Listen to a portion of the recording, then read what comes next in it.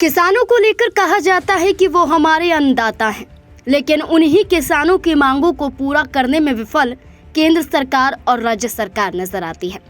ऐसे में लंबे समय से शंभू बॉर्डर और खनौरी बॉर्डर पर तैनात किसानों के आंदोलन को रद्द करने की कोशिश की गई, किसानों को हटाने की कोशिश की गई और किसानों को हटाने के लिए बड़ी कार्यवाही राज्य सरकार की देखने को मिली। दो राज्य इस पर बड़े सवाल खड़े होते हैं। आखिरकार किसानों को हटाने के लिए क्या सिर्फ बुलडोजर ही काफ़ी है? क्या किसानों को हटाने के लिए सिर्फ एकमात्र बुलडोजर का ही इस्तेमाल सरकार करती है?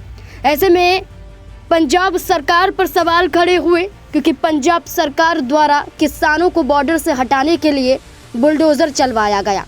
अब जहां पंजाब सरकार द्वारा कार्यवाही देखने को मिली, तो वहीं दूसरी तरफ अब हरियाणा सरकार भी किसानों के खिलाफ बड़ा कदम आज उठाती हुई नजर आई।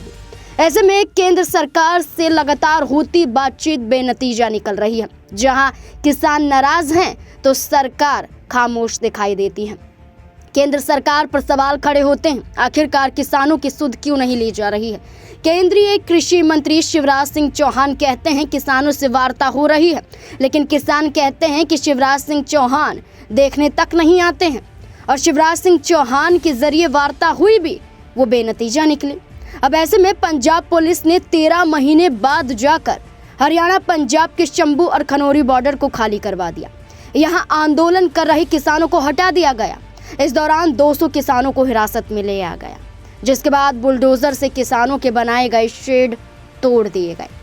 पंजाब पुलिस की कार्रवाई के बाद हरियाणा पुलिस भी दोनों बॉर्डर पर पहुंचेगी, जिसके बाद सीमेंट की बैरिकेडिंग हटाई जाएंगे। इसके बाद शंभू बॉर्डर से जीटी रोड को वाहनों की आवाजाही के लिए खोल दिया जाएगा। इसको लेकर सवाल खड़े हैं, किसान बेबस हैं और सरकार डंडा चला रही है। इससे पहले शंभू और खनौरी बॉर्डर पर आंदोलन कर रहे किसानों और केंद्र सरकार के बीच 7वीं वार्ता बेनतीजा निकली। इसमें किसान नेता समेत केंद्रीय कृषि मंत्री शिवराज सिंह चौहान, पीयूष गोयल और प्रहलाद जोशी शामिल हुए। अब ऐसे में पंजाब सरकार ने किसानों को बॉर्डर खाली करने को कहा था, लेकिन किसान अपनी मांगों के साथ डटे हुए नजर आए। किसान हटे नहीं तो उन पर बुलडोजर चलाया गया। अब हरियाणा सरकार किसानों के खिलाफ बड़ा कदम आज उठाती हुई नजर आएगी। ऐसे में देखा जाए तो किसान नेता ढलेवाल को एम्बुलेंस से यहाँ पर लेकर जाया गया। पुलिस उन्हें इसी हालत में अपने साथ लेकर गई।